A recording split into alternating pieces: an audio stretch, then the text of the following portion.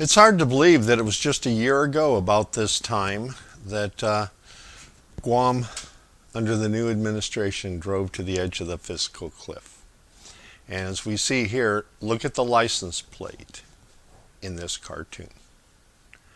2019, the governor of Guam submitted the biggest budget ever with no justification whatsoever for such a budget.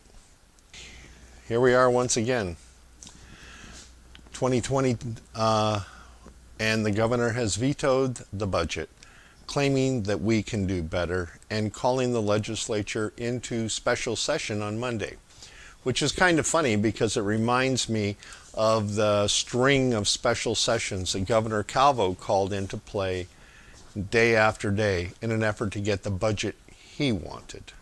He never got it, and as a result of him never getting the budget he wanted, and the legislature, the 34th, standing firm, we had a $30 million surplus.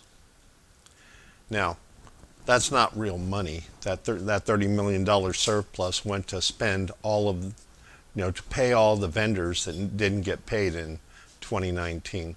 But the fact remains is that the governor claimed death and destruction, layoffs, closures would happen if he didn't get the budget he wanted. And we're hearing the same things out of the Leon-Guerrero administration. So on one hand, she claims everything is fine and couldn't possibly be any better.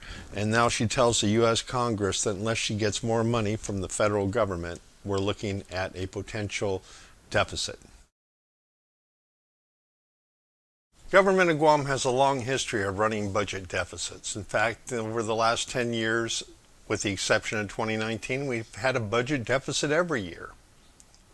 And unless the federal government is going to drop another $1.6 billion in pandemic funds on the island, why will 2021 be any different?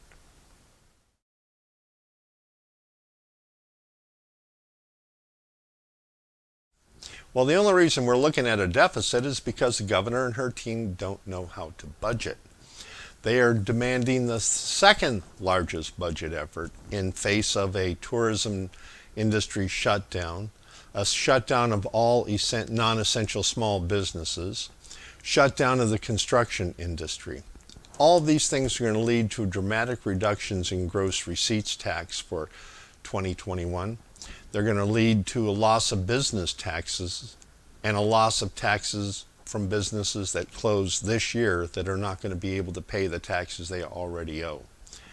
We're also going to look at a loss of hotel occupancy taxes from all the hotels that are shut down, which is going to put another strain on the government as we try to make the bond payments out of taxes that we didn't collect.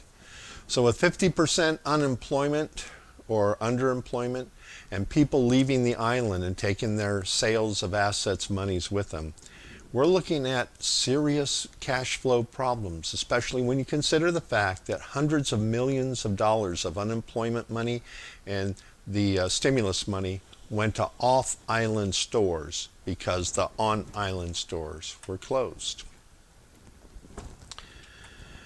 So right now, Guam continues to head for the edge of the fiscal cliff. And the only way we're going to avoid that is if tomorrow or Monday, when the legislature meets in special session, they budget properly. The problem with government budgets is they always use forecast. And the revenues they forecast are always too low. And the expenses they forecast are always too high. And that's why year after year, at least for the past 10 years I've been here, with the exception of the 1 year, 2019, the government has run at deficits. It's time for our senators to embrace reality-based budgeting, just like you do and I do. We get a check every month. We know we're going to get $2,000 this month. We don't budget for $3,500 of expenditures. We budget for $2,000. So that's what the legislature needs to do. They need to draw the line at what they give the governor to spend based on reality.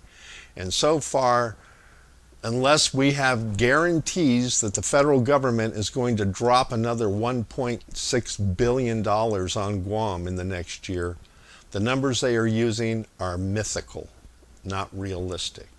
And they're going to lead to a deficit that's going to be placed on the backs of a very small population, most of whom are unemployed, and those who are employed mostly working in low-wage service sector jobs.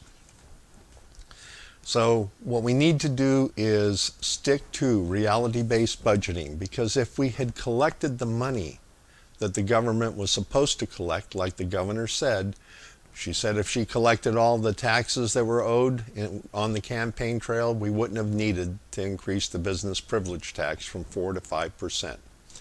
Let's hold her to that promise,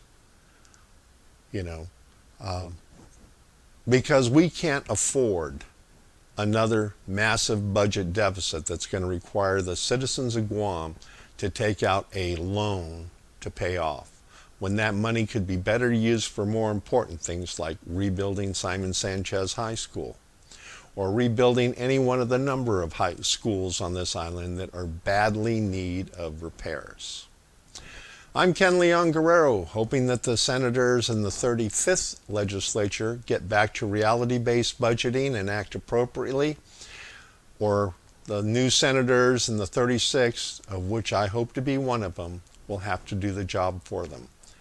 I'm Ken Leon-Guerrero, and this has been 7 Minutes with Ken Leon-Guerrero, a Republican candidate for the 36th Guam legislature. I'm number 9 on the Republican side of the ballot, and I hope to get your vote. If you would like to help with my campaign, you can click on the link below and make a small donation to keep the public education information flowing.